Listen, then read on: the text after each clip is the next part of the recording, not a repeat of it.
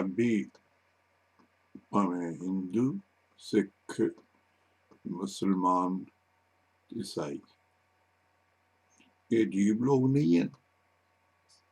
ਵੇਖੋ ਨਾ, ਇਹ ਆਪਣੀ ਧਰਤੀ ਮਾਂ ਪੰਜਾਬ ਤੇ ਆਪਣੇ ਘਰ ਖੜੇ ਹੋ ਕੇ ਇੱਕ ਦੂਜੇ ਤੇ ਗੋਲੀਆਂ ਚਲਾਉਂਦੇ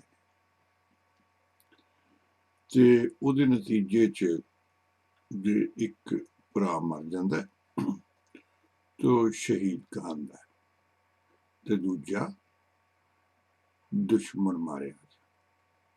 ਇੱਕ ਦੂਜੇ ਨੂੰ ਮਾਰਨ ਤੇ ਇਹਨਾਂ ਨੂੰ ਧਮਕੇ ਮਿਲਦੇ ਨੇ ਤੇ ਇਹ ਧਮਕੇ ਸਜਾ ਕੇ ਤੇ ਆਕੜ ਕੇ ਤੁਰਦੇ ਨੇ।